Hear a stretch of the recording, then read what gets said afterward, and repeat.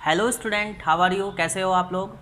तो अगर आप चैनल पर नए हैं तो प्लीज़ चैनल को सब्सक्राइब कर दिया करें। सिद्धार्थ चौहान आपका खुद का चैनल है, तो प्लीज़ सब्सक्राइब कर दिया करें।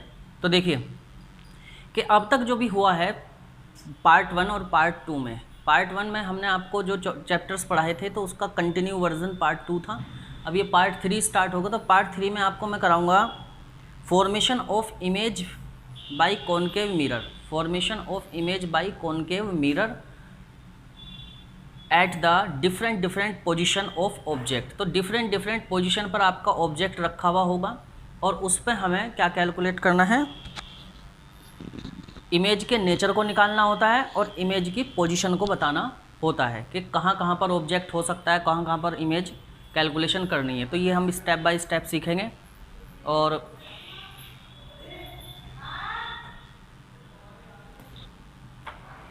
तो लेकिन उससे पहले जो हमारा टॉपिक छूट गया था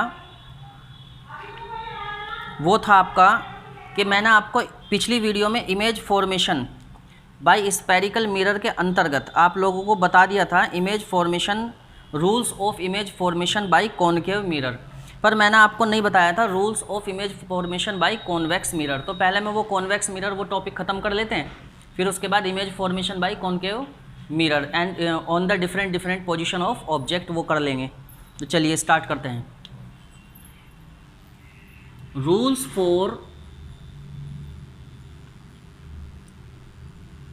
image formation, rules for image formation by convex mirror, by convex mirror. तो कॉन्वेक्स मिरर से बनने वाले इमेज के लिए कुछ रूल होते हैं, जैसे कि 4 रूल आपके मैंने कॉनकेव मिरर में पढ़ाए थे, बिल्कुल वही 4 रूल यहाँ पर भी कॉन्वेक्स मिरर में भी होते हैं। रूल नंबर 1, पहला रूल ये होता है, अगर आपकी लाइट रे पैरेलल होती है, अगर आपकी लाइट रे पैरेलल होती है प्रिंसिपल एक्स के, फर्स्ट रूल वही है, देयर इज़ नो डिफरेंस, इसमें भी कोई ज़्यादा डिफरेंस नहीं है। कि मान लीजिए ये आपका कॉन्वेक्स मिरर हुआ, क्योंकि कॉन्वेक्स मिरर में हम इनर वाली साइड को पॉलिश कर देते हैं, जो डीप साइड होती है वो उसकी पॉलिश्ड होती है और बची हुई साइड आपकी क्या होती है, वो आपका रिफ्लेक्टिंग पार्ट होता है। तो यहाँ पर आपके पास आएगा फोकस पॉइंट और ये आएगा सेंटर ऑफ कर्वेचर ओ। तो अगर मान लीजिए लाइट रे आपकी पैरेलल इंसिडेंट होती है, अगर लाइट रे पैरेलल इंसिडेंट होती है, रिफ्लेक्ट होकर वो कुछ ऐसे लगती है कि वो फोकस से आ रही है, it is coming from the focus. तो ऐसा हो जाता है कि लाइट रे कुछ इस तरीके से रिफ्लेक्ट होकर वापस लौटती है कि वो फोकस से, फोकस पॉइंट अगर हम उसको थोड़ा पीछे बढ़ाएंगे तो वो फोकस पर मीट होगी, ऐसे अगर हम उसको बढ़ा देंगे तो वो फोकस पर मीट आएगी। तो ये आपकी इंसिडेंट रे हो गई, incident ray which is the parallel to the principal axis. तो ये प्रिंसिपल एक्स के पैरेलल लाइट रे थी और यहाँ पर ये रिफ्लेक्ट होकर वापस लौटेगी। देखिए ये इंसिडेंट रे हो गई, रिफ्लेक्ट होकर वापस लौटेगी, तो थोड़ा अगर आप पीछे बढ़ा के देखेंगे तो ये फोकस पर मिलेगी। तो ये होता है आपका रूल नंबर 1। इसी तरीके से रूल नंबर 2,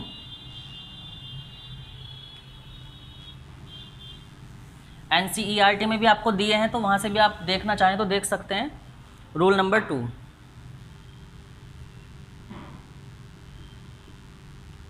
रूल नंबर 2 में है, अगर लाइट रे आपकी फोकस की तरफ जा रही है, if light ray is going toward the focus, अगर लाइट रे फोकस की तरफ जा रही है, if light ray is going toward the focus then it will becomes to parallel to the principal axis. तो तब वो लाइट रे प्रिंसिपल एक्स के पैरेलल होकर वापस लौटती है, जैसे कि आपका कॉनकेव में हुआ था, ऐसा ही सेम यहाँ पर कॉन्वेक्स में भी होता है।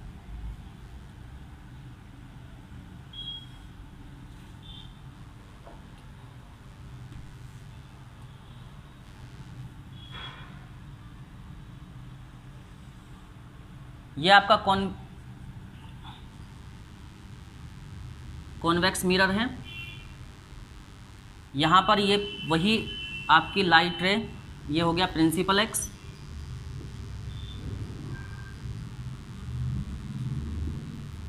प्रिंसिपल एक्स, ये हो गया आपका फोकस पॉइंट और ये हो गया सेंटर ऑफ कर्वेचर ओ। अगर लाइट रे आपकी ऐसे आती है कि वो टुवार्ड द फोकस है, if the direction of incoming light ray is toward the focus, अगर लाइट रे की डायरेक्शन आपकी टुवार्ड द फोकस होती है, तो मान लीजिए यहाँ पर ये लाइट रे कुछ इस तरीके से टुवार्ड द फोकस होगी, तो ये लाइट रे आपकी इंसिडेंट हो जाएगी यहाँ तक, टुवार्ड द फोकस है ये लाइट रे, दिखाई दे रहा है कि it is light ray is toward the focus, मतलब फोकस की तरफ ये जाती हुई दिखती है। तो लाइट रे जब ये फोकस की तरफ जाती हुई दिखती है, तो जब ये रिफ्लेक्ट होती है ना, तो वापस ये प्रिंसिपल एक्स के पैरेलल हो जाती है, तो then it will be parallel to principal axis after reflection. तो रिफ्लेक्शन के बाद ये लाइट रे आपकी प्रिंसिपल एक्स के पैरेलल हो जाती है। जब ये लाइट रे फोकस की तरफ जा रही होती है, तो अगर हम पीछे मिला के देखेंगे तो ये लाइट रे फोकस पर मिल जाएगी। तो अगर लाइट रे फोकस की तरफ जाती है, तो वो फिर लाइट रे रिफ्लेक्ट होने के बाद प्रिंसिपल एक्स के पैरेलल हो जाती है। तो ये आपका रूल नंबर 2 होता है। रूल नंबर 3,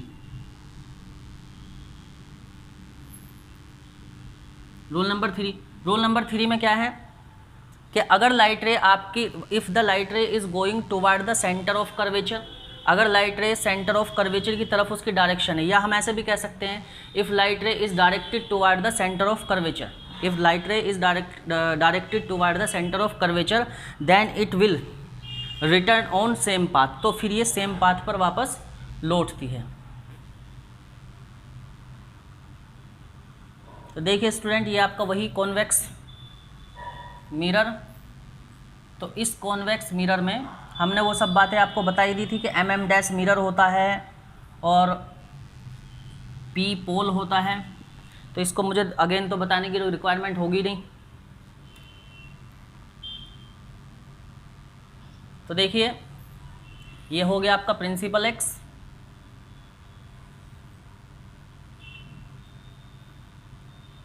इस तरह, तो इसको लिख देंगे प्रिंसिपल एक्स, ये आ गया आपका फोकस पॉइंट और ये हो गया सेंटर ऑफ कर्वेचर। अगर लाइट रे आपकी डायरेक्टेड है toward the centre of curvature, if light ray is directed toward the centre of curvature, तो अगर हम पीछे मिलाकर भी इसको देखेंगे तो ये सेंटर ऑफ कर्वेचर पर ही मिलेगी। If light ray is directed toward the centre of curvature, तो अगर लाइट रे आपकी सेंटर ऑफ कर्वेचर की तरफ डायरेक्टेड होती है, तो वो फिर उसी पाथ पर वापस लौट जाती है। तो जैसे कि आपने पहले पढ़ा है, सेम ही है, कोई डिफरेंस नहीं हुआ कि if light ray is directed toward the, वहाँ पर इंसिडेंट हो रही थी वो सेंटर ऑफ कर्वेचर से, यहाँ पर डायरेक्टेड, मतलब उसकी जो दिशा होती है, जो डायरेक्शन होती है, वो सेंटर ऑफ कर्वेचर की तरफ होती है। तो लाइट रे की सेंटर ऑफ कर्वेचर की तरफ अगर डायरेक्शन होती है, तो लाइट रे आपकी रिफ्लेक्ट होकर सेंटर ऑफ कर्वेचर जिस पाथ पर वो जाती है उसी पाथ से वापस को लौटती है। तो ये रूल नंबर 3 है। रूल नंबर 2 में एक बार और समझा देता हूँ। इफ़ द लाइट रे toward the centre of if the light ray is toward the focus of mirror, अगर लाइट रे आपकी फोकस की तरफ जाती हुई प्रतीत होती है या फोकस की तरफ उसकी डायरेक्शन है, तो वो लाइट रे आपकी रिफ्लेक्ट जब होती है तो प्रिंसिपल एक्स के वापस लौटती है, प्रिंसिपल एक्स के पैरेलल होकर वो वापस लौटती है। अगर लाइट रे आपकी फोकस की तरफ होती है, फोकस की तरफ उसकी अगर डायरेक्शन होती है, तो वो लाइट रे आपकी रिफ्लेक्ट होकर प्रिंसिपल एक्स के पैरेलल हो जाती है। ये रूल नंबर 2 होता है। रूल नंबर 3 में अगर लाइट रे की डायरेक्शन आपकी सेंटर ऑफ कर्वेचर की तरफ होती है, तो ये जो डॉटेड दिखा रहा हूँ मैं, डॉटेड, इसको हमने पीछे ज्वाइन किया है, this is not the part of light रे, तो ये लाइट रे का पार्ट नहीं है। लाइट रे सिर्फ इतनी ही है कि इसकी जो डायरेक्शन है वो सेंटर ऑफ कर्वेचर की तरफ है। तो सेंटर ऑफ कर्वेचर की तरफ जब इसकी डायरेक्शन होती है, तो जिस पाथ पर ये चलती है उसी पाथ से ये वापस लौटती है। ऐसा ही इसमें होता। ये रूल नंबर 2 आपको समझ में आ गया होगा, कोई प्रॉब्लम है नहीं। अब रूल नंबर 4, तो जिसको नोट करना है वो नोट कर सकता है। नोट्स आपको PDF फॉर्मेट में आपको मेरे टेलीग्राम अकाउंट पर मिल जाएंगे, तो वहाँ से भी आप देख सकते हैं।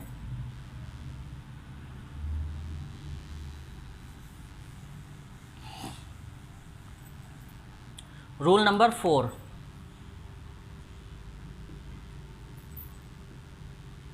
रूल नंबर 4 क्या कहता है? अगर लाइट रे आपकी पोल पर इंसिडेंट होती है, if the light ray is incident at the pole, then it will return with the same angle which it met at the pole. जितने एंगल वो एंगल पोल पर बनाती है, उतनी एंगल से वो रिफ्लेक्ट होकर वापस लौटती है। तो चलिए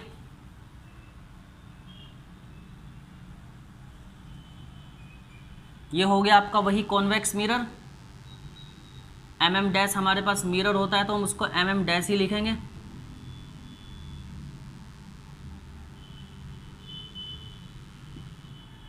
डैश इज मिरर और this is your principal axis. तो ये आपका प्रिंसिपल एक्स है। अब फोकस और वो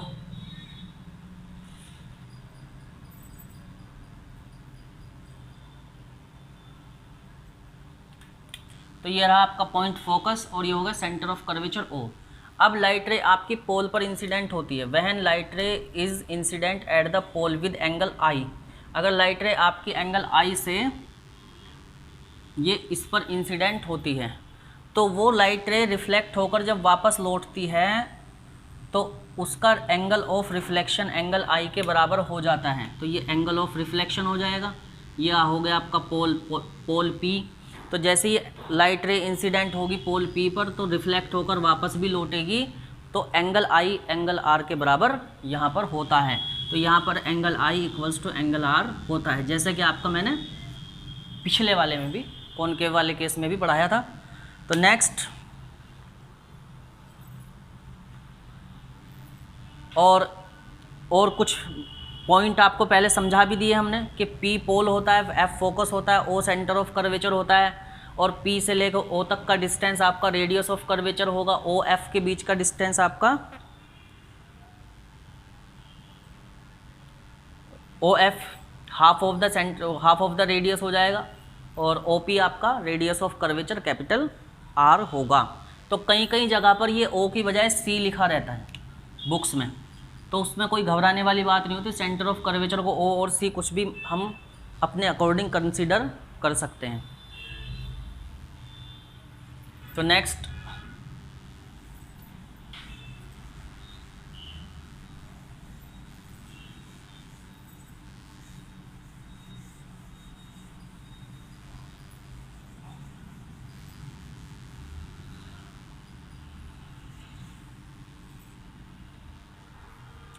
image formation by concave mirror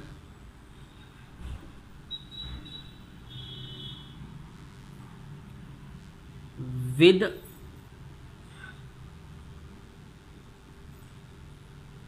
different positions of object।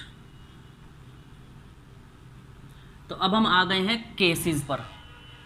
कितने केसेस इसके होंगे कि इमेज पोजीशन के डिफरेंट पोजीशन होगी और वहाँ पर ऑब्जेक्ट का हम इमेज देखेंगे। तो यहाँ पर कॉनकेव केस को मैं ले रहा हूँ, तो इसके अंदर ले रहा हूँ मैं सबसे पहले case number 1।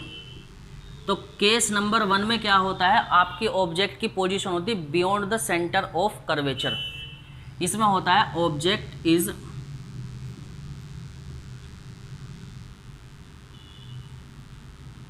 Beyond the centre of curvature.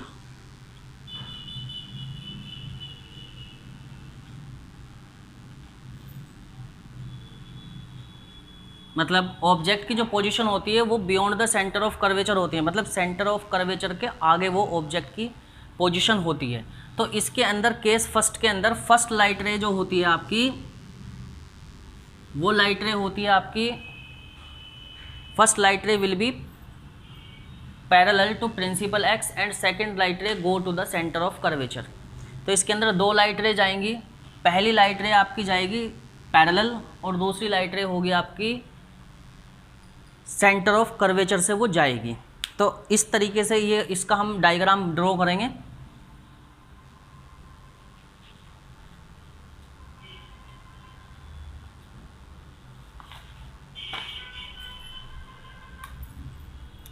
Object is beyond the centre of curvature. तो आपका ऑब्जेक्ट आपका beyond the centre of curvature है।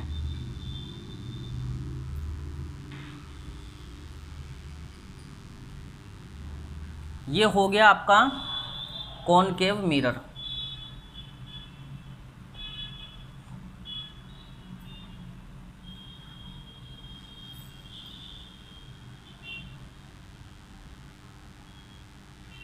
इसमें स्टूडेंट mm डैश आपका होता है mirror, mm dash will B mirror. और यहाँ पर हम एक प्रिंसिपल एक्स को ड्रॉ कर लेंगे।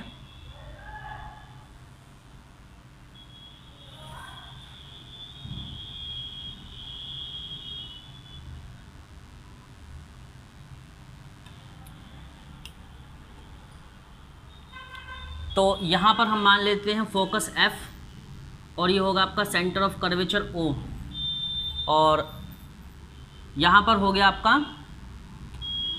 मान लीजिए यहाँ पर आपका ऑब्जेक्ट सिचुएटेड है, तो ये हो गया आपका ऑब्जेक्ट। इस ऑब्जेक्ट को मैं मान लेता हूँ कुछ भी AB, तो ये ऑब्जेक्ट हो गया, और ये हो गया पोल P। तो कुछ डिफाइनिंग टर्म्स जो मैंने बताए थे आपको उसके अकॉर्डिंग ही यहाँ पर हम समझेंगे। तो OP equals to capital R जो कि रेडियस ऑफ कर्वेचर है, उसी तरीके से PF equals to focal length small f, और यहाँ पर इस पॉइंट को हम मान लेते हैं आपका पॉइंट A, और ये हो गया ऑब्जेक्ट ऊपर B, AB ऑब्जेक्ट हो गया।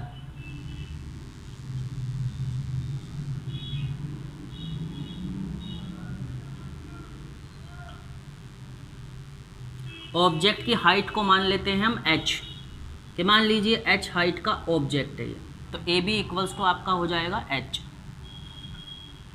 फिर AB इक्वल्स टू h, और P से लेके A तक की डिस्टेंस, ऑब्जेक्ट से लेकर के पोल तक का डिस्टेंस आपका होता है ऑब्जेक्ट डिस्टेंस। तो ऑब्जेक्ट डिस्टेंस को हम क्या बोलते हैं, U बोलते हैं।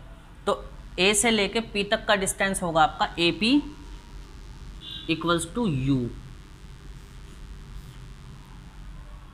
ठीक, तो अब हम क्या करते हैं कि इसका जब ये फर्स्ट केस होता है, object is beyond the centre of curvature, मतलब सेंटर ऑफ कर्वेचर के ऑब्जेक्ट जब आगे होता है तो उसकी जो फर्स्ट रे इंसिडेंट होती है वो पैरेलल इंसिडेंट होती है। तो first ray will be parallel and second ray will be go to the centre of curvature. तो फर्स्ट रे को मैं पैरेलल इंसिडेंट कर देता हूँ, तो इस तरीके से वो फर्स्ट रे आपकी पैरेलल इंसिडेंट होगी।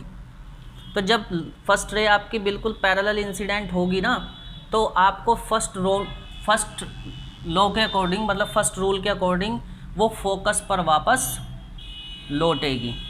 तो light ray will be go toward the focus, तो लाइट रे आपकी फोकस पर वापस लौटेगी, क्योंकि ये तो नियम है ना, कि रूल है ये, कि जब कोई भी light ray parallel principal axis के होती है तो वो फिर लाइट रे वापस फोकस पर लौटती है। तो ऐसा ही यहाँ पर भी होगा, light ray will parallel, it will return at the focus.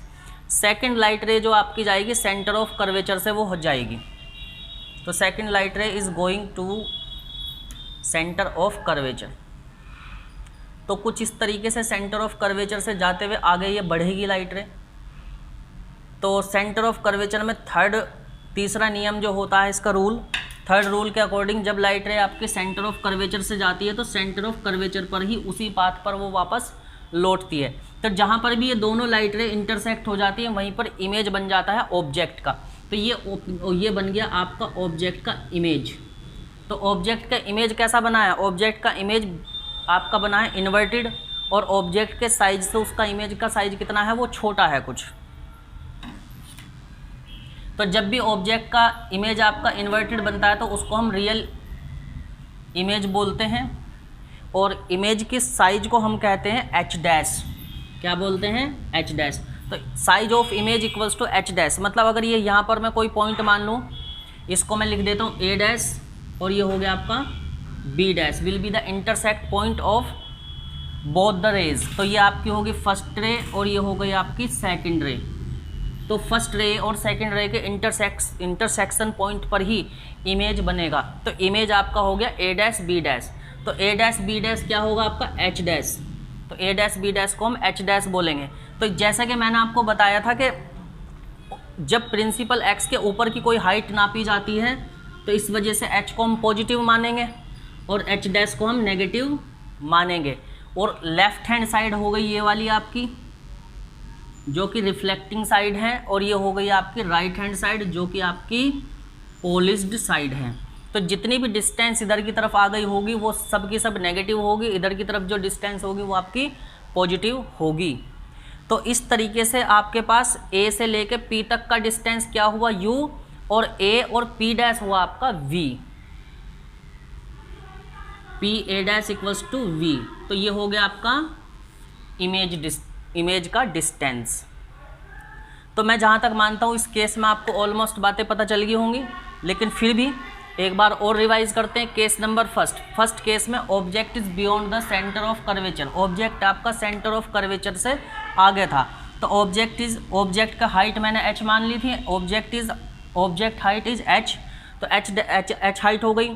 तो इस वाले केस के अंदर जब ऑब्जेक्ट आपका सेंटर ऑफ कर्वेचर के आगे होता है तो उसमें पहली लाइट रे आपकी पैरेलल इंसिडेंट होती है। तो ये लाइट रे आपकी पैरेलल इंसिडेंट हो गई, तो नियम के अनुसार वो लाइट रे फोकस पर वापस लौट जाएगी, और दूसरी लाइट रे आपकी सेंटर ऑफ कर्वेचर से होती हुई जाएगी। तो जैसे वो सेंटर ऑफ कर्वेचर से होती हुई जाएगी तो सेंटर ऑफ कर्वेचर पर ही वो वापस लौटेगी। तो दोनों लाइट रे मान लीजिए बी डैश पर वो इंटरसेक्ट हो गई। मान लो वो यहाँ पर ये पॉइंट हो गया जो कि बी डैश पर वो इंटरसेक्ट हो गई। तो A dash B dash will be the height of image, A dash B dash will be the height of image. तो हाइट ऑफ इमेज को हम कहेंगे एच डैश, और एच कहेंगे हम हाइट ऑफ ऑब्जेक्ट। तो height of object will be positive, height of image will be negative, क्योंकि principal axis के नीचे है ये। अब यहाँ पर बात कर लेते हैं nature, position and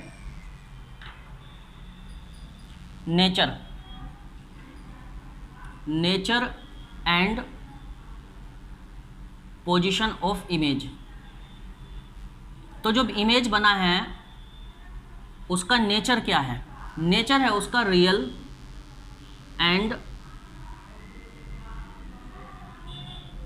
inverted, real and inverted. जो भी इमेज आपका लेफ्ट हैंड साइड में बनता है तो वो रियल और इन्वर्टेड ही बनेगा। और इसकी पोजीशन कहाँ पर हुई?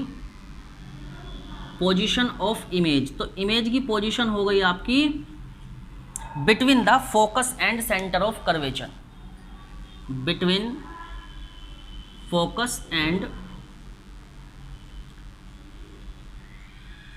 Centre of curvature. तो आप ये भी कह सकते हैं बिटवीन C एंड F। यहाँ पर हमने सेंटर ऑफ कर्वेचर को O लिया है तो O एंड F लिख देंगे, तो O एंड F। तो between O and F will be the position of image. उसी तरीके से नेचर क्या है इमेज का? वो रियल है, इन्वर्टेड है एंड स्मॉल है, स्मॉल इन साइज, क्योंकि साइज भी स्मॉल हो जाता है इस केस में। तो स्टूडेंट जहाँ तक मैं मानता हूँ case number 1 will be clear. अब हम आते हैं केस नंबर 2 पे। तो मैं इसको मिटा दूंगा, अगर किसी को लिखना है तो वो लोग नोट कर सकता है।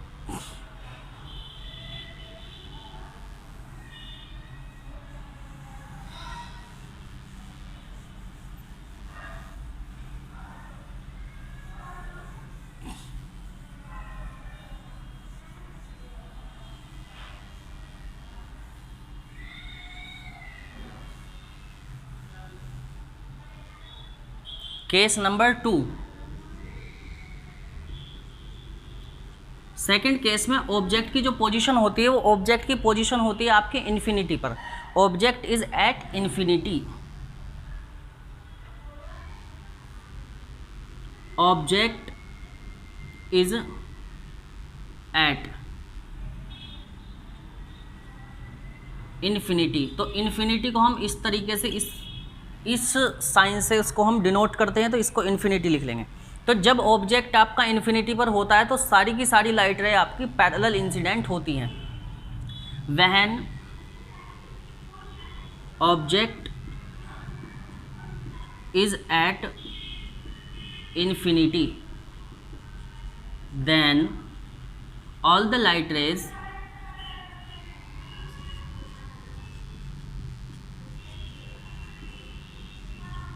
will be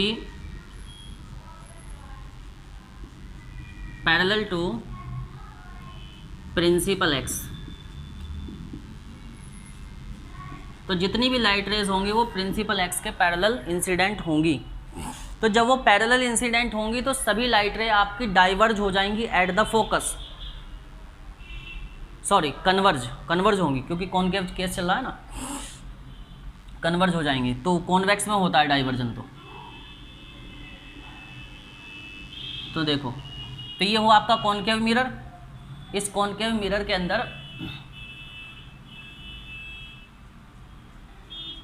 जब ऑब्जेक्ट आपका इन्फिनिटी पर होता है, when object is at infinity, तो ऑब्जेक्ट जब इन्फिनिटी पर होता है तो सभी लाइट रे आपके पैरेलल इंसिडेंट हो जाती हैं।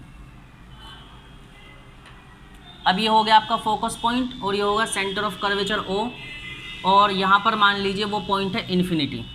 तो इन्फिनिटी कब आता है वो मैंने आपको समझा दिया था पिछली वीडियो में, आप जाकर देख सकते हैं। तो जब ऑब्जेक्ट आपका इन्फिनिटी पर होता है तो सभी लाइट रे आपकी पैरेलल इंसिडेंट होती हैं। तो जब लाइट रे पैरेलल इंसिडेंट होती हैं, सभी लाइट रे ऊपर से भी नीचे से भी सब जगह से इसमें पैरेलल इंसिडेंट हो जाती हैं। तो जब ये लाइट रे पैरेलल इंसिडेंट होती हैं तो वो सभी लाइट रे इंसिडेंट होने के बाद आपकी फोकस पॉइंट पर रिफ्लेक्ट होकर वापस लौटती हैं। तो इसी तरीके से रिफ्लेक्ट होकर वो फोकस पर मीट होंगी। तो दोनों जब ये सभी लाइट रे फोकस पर मीट हो जाएंगे तो इमेज आपका फोकस पर बन जाएगा। तो यहाँ पर position of image will B at the focus, तो इमेज जो होगा वो फोकस पर बनेगा जब ऑब्जेक्ट आपका इन्फिनिटी पर होता है। तो ये आपकी हो गई इंसिडेंट रे, ये होगी रिफ्लेक्टेड रे। तो position, nature and size of the image, इसकी बात कर लेते हैं। पोजीशन ऑफ इमेज, इमेज का पोजीशन होगा आपका एट द फोकस,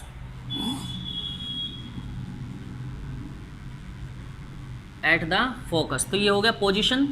इसके बाद नेचर,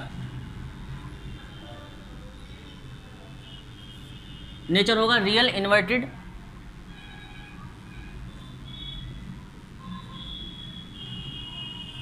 एंड पॉइंट साइज्ड, ये हो गया इसका पॉइंट साइज भी लिख देता हूँ, पॉइंट साइज्ड। तो पॉइंट साइज का इमेज बनेगा, ये उसका होगा नेचर। और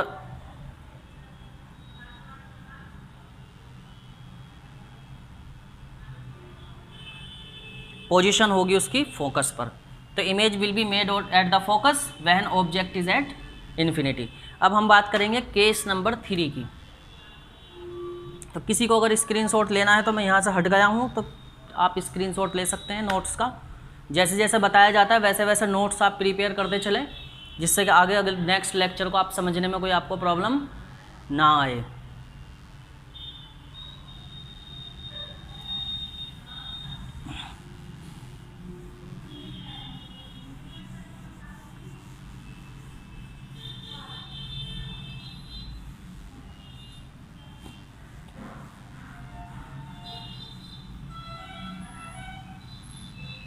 इसी तरह अब हम बात करेंगे केस नंबर 3 पर। केस नंबर, तीसरे केस के अंदर ऑब्जेक्ट आपका सेंटर ऑफ कर्वेचर पर होता है। Object is at the centre of curvature.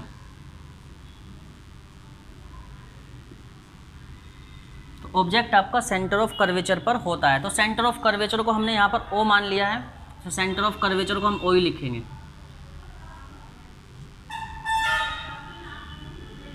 Centre of curvature O। तो जब ऑब्जेक्ट आपका सेंटर ऑफ कर्वेचर पर होता है तो उस वक्त फर्स्ट लाइट रे आपकी होती है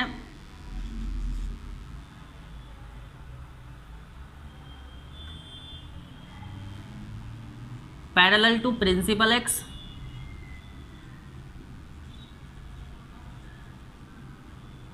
सेकेंड लाइट रे आपकी जाती है from the focus. Second light ray will be go from the focus.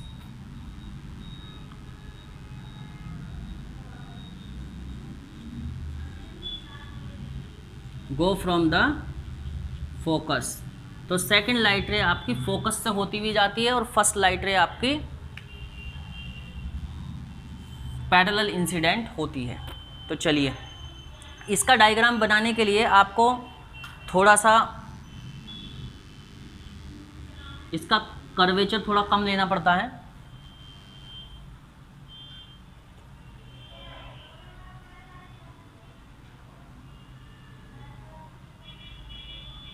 ये तो आप जानते हैं कि mm' मिरर होता है, कोई बात है नहीं। अब इसके बाद यहाँ से पोल से हम लोग इस डिस्टेंस को मेज़र कर लेते हैं 30 सेंटीमीटर, या कुछ भी मेज़र कर लीजिए आप अपने हिसाब से।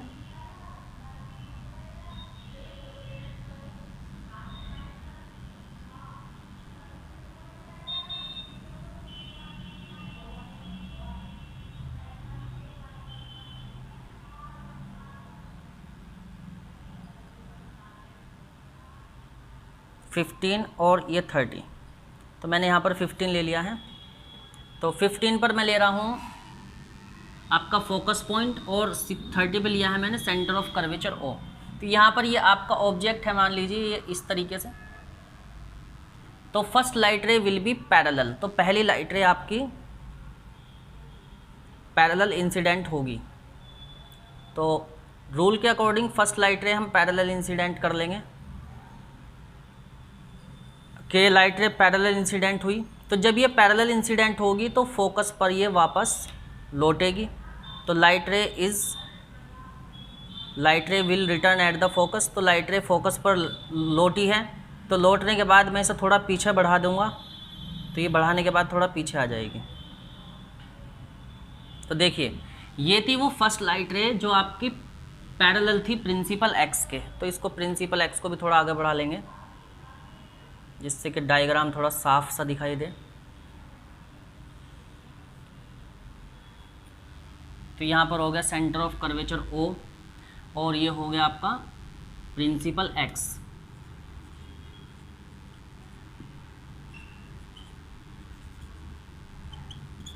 और ये centre of curvature O, F focus, और यहाँ पर पी मान लेंगे, पी इज़ द पोल। अब सेकंड लाइट रे आपकी फोकस से होती हुई जाएगी। तो second light ray will be go toward the focus या फ्रॉम द फोकस। तो सेकंड लाइट रे आपकी फोकस से होती हुई इंसिडेंट होती है, इस तरह से कुछ।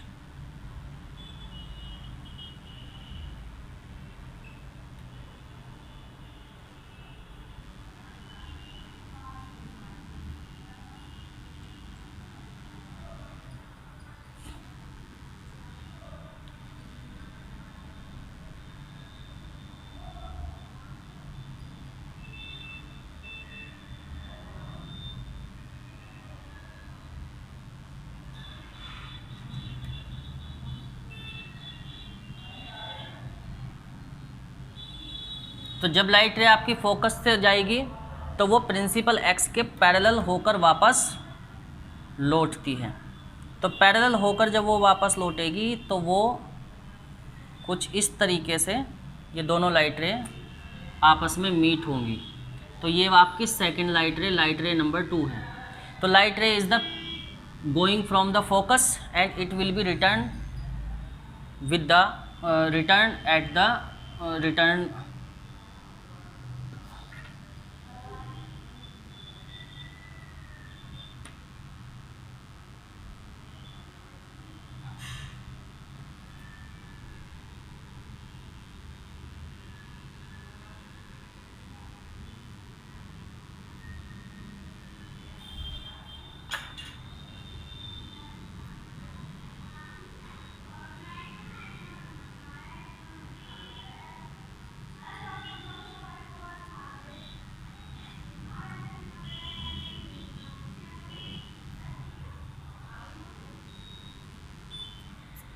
देखो तो आपकी first light ray parallel incident होती है प्रिंसिपल एक्स के, तो वो फोकस पर वापस लौटती है।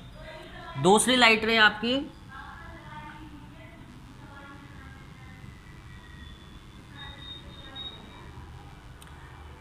फोकस से इंसिडेंट होती है, तो प्रिंसिपल एक्स के पैरेलल होकर वो वापस लौटती है। डायग्राम थोड़ा साफ नहीं बना, चलो कोई नहीं। तो वापस लौटती है। तो ये दोनों लाइट रे मान लीजिए बी डैश पर, मान लीजिए दोनों की दोनों लाइट रे बी डैश पर आपस में आकर मिलती हैं। तो यहाँ पर A B is the height of object, A B dash is the height of image. तो इस केस के अंदर ए बी की वैल्यू जो कि हाइट ऑफ इमेज है will be equal to the जो कि हाइट ऑफ ऑब्जेक्ट है जिसको हम मानते हैं h, will be equal to the A B dash. तो यहाँ पर height of image will be equal to the height of object. तो यहाँ पर ये दोनों इक्वल हो जाता है।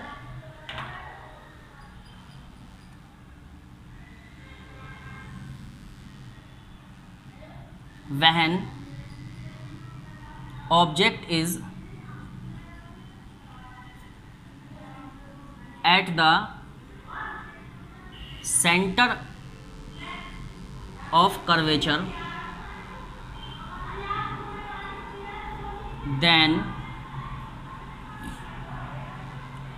image will be formed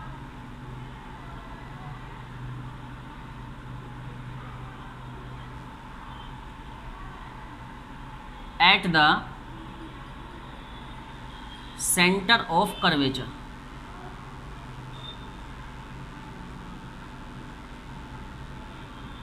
With equal size of object. तो इस केस के अंदर ऑब्जेक्ट का साइज और इमेज का साइज आपका बराबर होता है। When object is at the center of curvature, then image will be formed at the center of curvature. तो जब आपका ऑब्जेक्ट सेंटर ऑफ कर्वेचर पर है, जब आपका ऑब्जेक्ट सेंटर ऑफ कर्वेचर पर है तो उसका इमेज भी सेंटर ऑफ कर्वेचर पर ही बनता है और ऑब्जेक्ट का साइज इमेज के साइज के बराबर होता है। तो इस केस के अंदर फर्स्ट लाइट रे आपकी पैरेलल इंसिडेंट होती है, रिफ्लेक्ट होकर फोकस पर वो लौटती है। दूसरी लाइट रे भी आपकी फोकस पर इंसिडेंट होती है और वो वापस पैरेलल होकर वापस लौटती है। तो जिससे कि दोनों लाइट रेज आपकी सेंटर ऑफ कर्वेचर के जस्ट नीचे मिल जाती हैं, जिसकी वजह से सेंटर ऑफ कर्वेचर पर जहाँ पर ऑब्जेक्ट होता है वहीं पर नीचे ही जस्ट उसके नीचे इक्वल साइज का इमेज बन जाता है।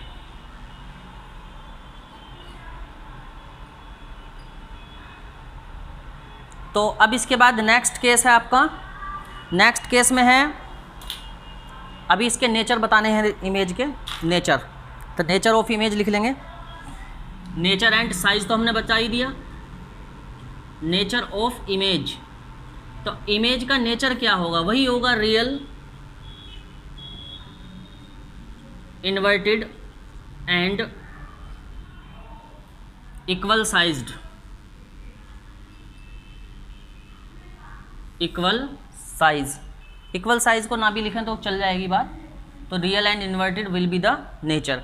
तो नेचर होगा इसका रियल एंड इन्वर्टेड और साइज होगा इक्वल टू द ऑब्जेक्ट। जितना साइज ऑब्जेक्ट का होगा उतना ही साइज यहाँ पर आपके इमेज का होएगा।